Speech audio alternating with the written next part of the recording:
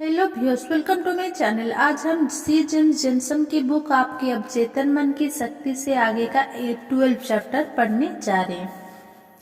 अवचेतन मन की प्रवृत्ति जीवन की ओर ले जाने वाली है। अध्याय 7 में मैंने अति चेतन मन के बारे में बताते हुए लिखा था कि अति चेतन मन हमारी समस्त रचनात्मकता का स्रोत है। ये वो स्थान है जहाँ से हमें अत्यधिक प्रेरणा और रचनात्मक समाधान मिलते हैं। यह वो स्थान है जहाँ हमारी सारी समस्याओं के हल छिपे रहते हैं। प्रतिभाशाली व्यक्ति अपने मन के इस हिस्से का बखूबी प्रयोग करना जानते हैं। मैंने यह भी लिखा था कि डॉक्टर मर्फी ने अति चेतन मन के बारे में कुछ नहीं लिखा है, क्योंकि इस क्षेत्र में अधिकांश काम मर्फी द्वारा 1969 में इस पुस्तक को लिखने के बाद ही शुरू हुआ था। इस पुस्तक में आगे बढ़ते हुए मैं डॉक्टर मर्फी ने भी जहाँ भी अवचेतन मन की बात की है वहाँ मैं अति चेतन मन शब्द का प्रयोग करूँगा। यदि वहाँ संदर्भ से ऐसा ध्वनित हो रहा हो तो अध्याय 13 में अति चेतन मन के कार्य और विशेषताओं को विस्तार से लिखा गया है। आपके जीवन में 90% हिस्सा अवचेतन मन का होता है। अतः जो स्त्री पुरुष अवचेतन मन की शक्तियों का लाभ उठाना नहीं जानते थे, वो अपना सारा जीवन संकरी सीमाओं के बीच बिता देते थे। आपके अवचेतन मन की प्रक्रियाएं हमेशा जीवन की ओर गति देने वाली और रचनात्मक होती है। आपका अवचेतन मन आपके शरीर का निर्माता है और इसके जीवन के कार्यों को नियमित करता है। ये 24 घंटे हमारी सेवा में लगा रहता है और कभी भी आराम नहीं करता। यह हमेशा हमारी मदद करने और हमें नुकसान से बचाने का प्रयास करता है। आपका अति चेतन मन असीम जीवन शक्ति, असीम बुद्धि के संपर्क में रहता है और इसके आवेग तथा सुझाव हमेशा जीवनदायी होते हैं। जीवन के प्रति महान आकांक्षा, प्रेरणा और एक शानदार तथा महान जीवन की दृष्टि अति चेतन मन के द्वारा ही प्राप्त होती है। आपके गहरे विश्वास जिनकी कोई तार्किक विवेचना आप नहीं कर सकते, क्योंकि वे आपके चेतन मन से नहीं आते। आपका अति चेतन मन आपके पूर्वानुभाव में, आवेगों में, अंदाजों में, सूचनाओं में, आवश्यकताओं में और विचारों में बोलता है और ऊंचाई प्राप्त करने की दिशा में बढ़ता है। प्रेम प्राप्ति की इच्छा, दूसरों का जीवन बचाने की इच्छा, ये आपके अति चेतन मन से ही आती है। उदाहरण के लिए 18 अप्रैल 1906 में सैन फ्रांसिस्को में आए भीषण भूकंप में वहां के अपंग और अयोग्य माने जाने वाले लोगों ने भी बहादुरी का काम करते हुए लोगों की जान बचाई थी। उनके भीतर एक तीव्र आकांक्षा जाग उठी थी, किसी भी कीमत पर लोगों का जीवन बचाने की, और उनके अति चेतन मन ने उसी तरह प्रतिक्रिया दी। महान कलाकार, कवि, संगीतज्ञ, वक्ता और लेखक अपने अति चेतन मन के सतही तारतम्य स्थापित करते हैं और उन्हें वहीं से प्रेरणा और मार्गदर्शन प्राप्त होता है। उदाहरण के लिए रॉबर्ट लुइस स्टीवेंसन सोने से पहले अपने अति चेतन मन को अपने लिए किसी कहानी के कथानक के बारे में सोचने का कार्य देता था। वो अपने अति चेतन मन से अच्छे और बिकने वाले कथानक के लिए कहते थे। स्टीवेंसन कहते हैं कि उसका अति चेतन मन अपनी बुद्धिमत्ता के द्वारा उन्हें कई कहानी टुकड़ों में उपलब्ध कराता था, किसी धारावाहिक की तरह। इससे पता चलता है कि आपका अति चेतन मन किस तरह से वे सब बुद्धिमानीपूर्ण बातें आपके माध्यम से कह सकता है जिसके बारे में आपके चेतन मन को खबर ही नहीं होते। मार्क ट्वेन ने कई मौके पर दुनिया के सामने यह स्वीकार किया है कि उन्होंने अपने जीवन में कभी काम नहीं किया। उनके द्वारा लिखे गए सारे हास्य कथानक और लेख इस तथ्य का परिणाम है कि उन्होंने अपने अति चेतन मन की कभी ना चुकने वाली क्षमता का उपयोग करना सीख लिया था। उसके क्षेत्र में प्रवेश कैसे किया जाए यह जान लिया था। डॉक्टर मर्फी द्वारा दिए गए रॉबर्ट स्टीवेंसन के अति चेतन मन की क्षमता के उपयोग करने के उदाहरण में यह बात महत्वपूर्ण है कि अति चेतन मन से हमारा पास जो कुछ भी आता है वो अपने आप में संपूर्ण होता है, वे समाधान संपूर्ण होते हैं। जब स्टीवनसन अपनी कहानी का अगला अध्याय या अगला भाग लिखते थे तो वे जो कुछ भी एक बार कागज पर लिख देते थे। उन्हें उसे संपादित नहीं करना पड़ता था, ना ही उसका पुनर्लेखन करना पड़ता था। वो अक्सर मजाक में कहते थे, मेरे सपनों में ब्राउनिंग आकार कहानियां लिख जाती है। अन्य प्रसिद्ध रचयिता भी अपनी रचना का श्रेय अति चेतन मन को देते हैं। मोजार्ट ने संगीत की धुनें बनाना 3 साल की उम्र में शुरू कर दिया था। उसका पहला संग्रह 6 साल की आयु में प्रकाशित हुआ। वो स्वयं को संगीतकार नहीं मानता था। वो कहता था, संगीत स्वयं मेरे पास आया, मैं केवल उस संगीत का वाहक हूँ, उसे बनाने वाला नहीं। यह वह संगीत के सुरों का अनुभाग समझकर उसे लिख लेता था। उसके बाद वह ब्रास, पियानो और अन्य वाद्यों को सुनता था और उसने जो सुना था उसे उतारता था, और वह जो भी उतारता था वो एकदम सही होता था। हम वहाँ अमाडिउस सिनेस्मा की घटना भी याद कर सकते हैं, जिसमें मोजार्ट को झूठा और मक्कार साबित करने का प्रयास उस आधार पर किया जाता है कि किसी भी संगीतकार के लिए संगीत की रचना एक बैठक में कर लेना, वो भी बिना किसी बदलाव के संभव ही नहीं। बेथीवन कहते थे, उन खास क्षणों में संगीत मेरे पास आता है। बाद में जब वे पूरी तरह से बहरे हो गए थे, तब भी उन्होंने कुछ महान धुनों की रचना की, जो उनके श्रेष्ठतम कार्य में गिनी जाती है। स्ट्राविंस्की ने कहा था, मैं सुनता हूँ और जो सुना उसे लिख लेता हूँ। मैं संगीत का केवल एक माध्यम मात्र हूँ। रैल्फ वॉल्डो इमर्सन स्वलेखन का इस्तेमाल करते थे। मैं अपनी मेज पर बैठता हूँ, हाथ में कलम लेता हूँ और कई अनजानी शक्ति मेरे हाथों को लिखने के लिए प्रेरित करती जाती है और मैं लिखता जाता हूँ। प्राय मैं अपने लिखे को जब गौर से पढ़ता हूँ तो पता चलता है कि इस बातों को तो मैं जानता ही नहीं था। कल्पना ज्ञान से अधिक महत्वपूर्ण है। मन की क्रियाविधि को शरीर किस तरह से प्रदर्शित करता है। आपके चेतन और अवचेतन मन के बीच के संवादों को आगे बढ़ने के लिए तंत्रिकाओं के बीच संवाद की आवश्यकता होती है। सेरिब्रोस्पाइनल तंत्र चैनल मन का अंग है और सिंपैथेटिक तंत्र अवचेतन मन का अंग है। सेरिब्रोस्पाइनल तंत्र वो माध्यम है जिसके द्वारा आप अपनी 5 इंद्रियों द्वारा प्राप्त सूचनाओं को ग्रहण करते हैं और अपने शरीर की गतिविधियों को नियंत्रित करने के लिए अभ्यास करते हैं। इस तंत्र की तंत्रिकाएं दिमाग में फैली रहती है, जो आपकी इच्छा शक्ति और चेतन मानसिक कार्यों का माध्यम बनती है।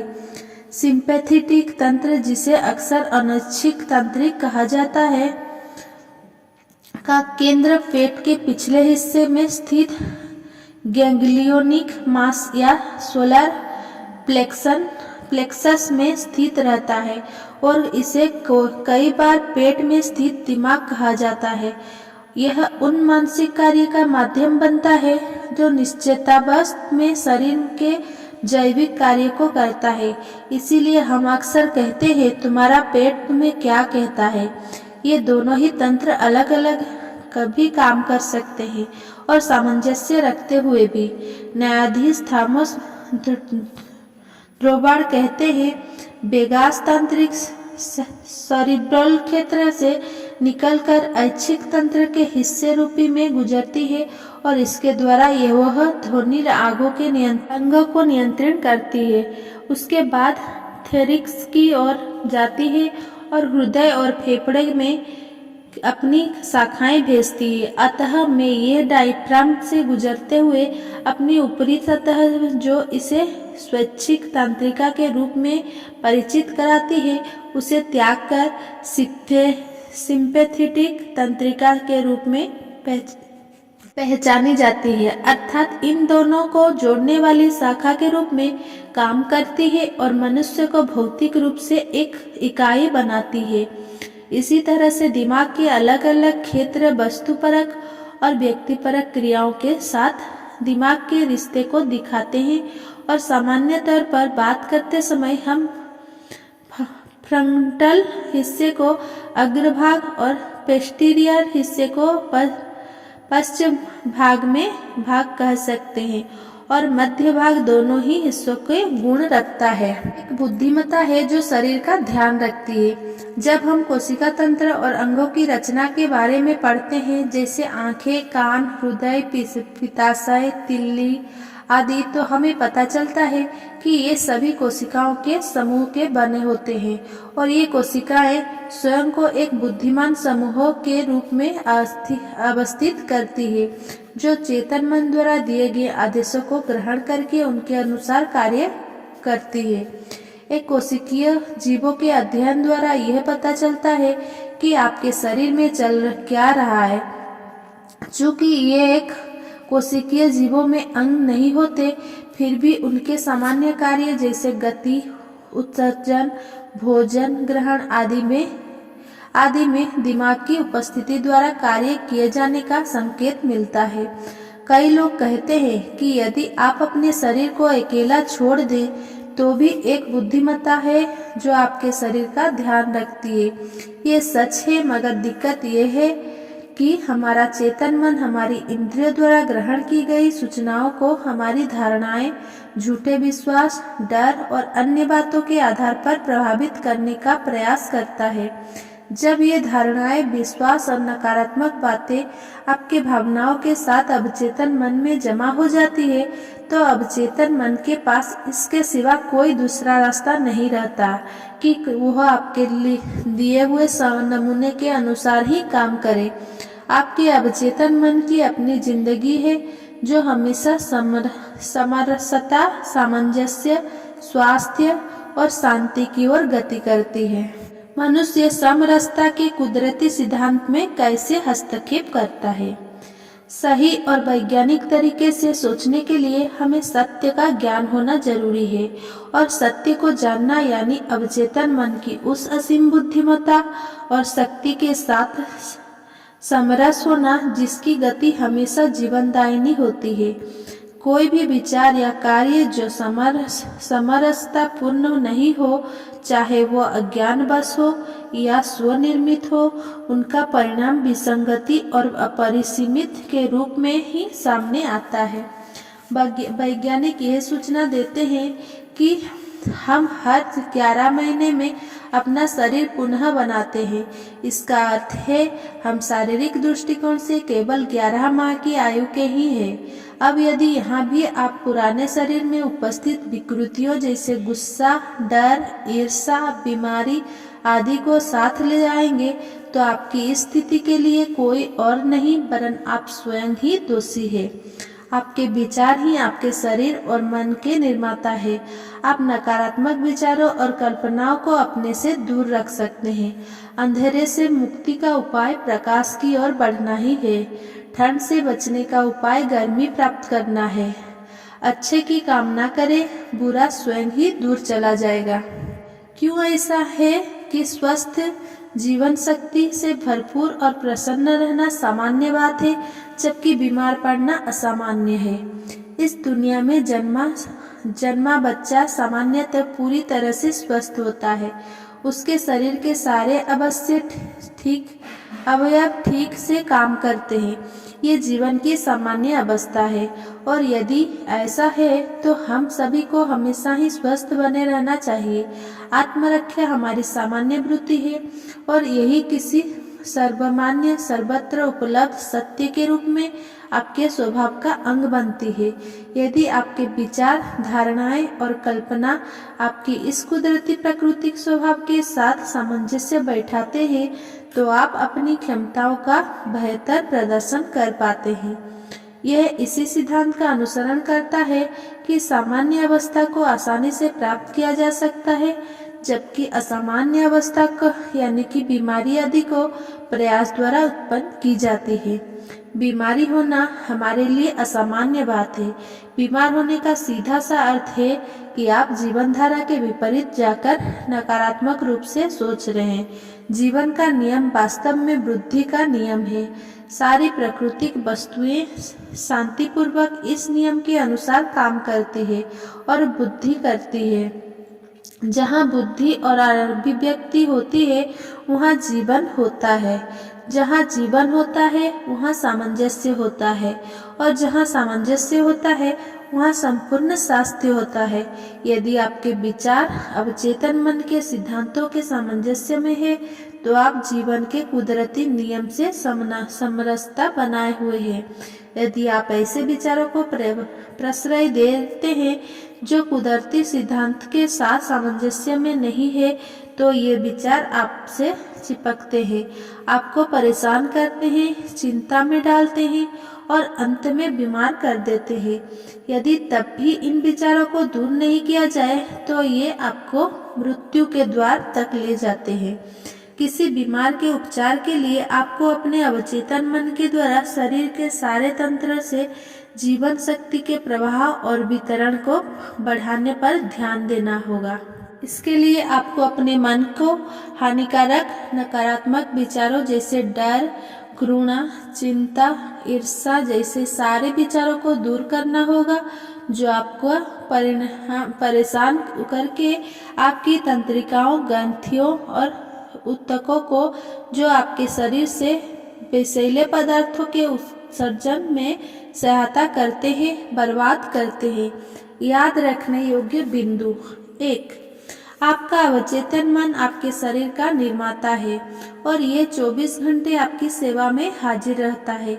आप नकारात्मक विचारों को स्थान देकर इसकी प्राकृतिक क्रियाविधि में बाधा डालते हैं। 2, सोने से पहले अपने अतिचेतन मन को कोई काम दे, अर्थात उसे किसी प्रश्न का उत्तर देने के लिए कहे, आपको उत्तर अवश्य मिलेगा। 3, अपने विचार की जांच करें। हर विचार जो आपके द्वारा सही मान लिया जाता है आपके दिमाग द्वारा सेलर प्लेक्सल या उदरीय दिमाग को भेजा जाता है और फिर वो विचार आपके जीवन का सत्य बन जाता है। 4, ये जानना जरूरी है कि आप अपने मन को एक नया खाका देकर अपने आप में परिवर्तन ला सकते हैं। 5, आपके अवचेतन मन की प्रकृति जीवनदायी है। आपका मुख्य काम आपके चेतन मन के साथ है। अपने अवचेतन मन को सही विचार से भरें। आपका अवचेतन मन हमेशा आपके मानसिक नमूने की तरह ही काम करता है।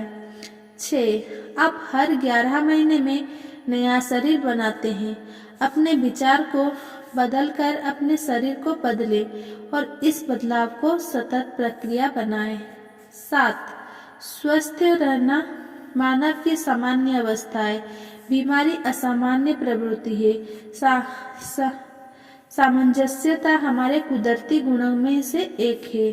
8, ईर्ष्या, डर, चिंता, घबराहट आदि विचार आपकी तंत्रिकाओं को और ग्रंथियों को नुकसान पहुंचाते हैं और हर तरह की मानसिक और शारीरिक बीमारियों के जन्म देते हैं। 9, आप चेतन अवस्था में जो भी सोचते हैं और उसे सत्य समझते हैं उसे आपके मन, शरीर और कार्य द्वारा वास्तविकता में बदला जाता है। अच्छा सोचें और खुशी की दुनिया में प्रवेश करें। Thanks for watching. Please like, comment, share and subscribe.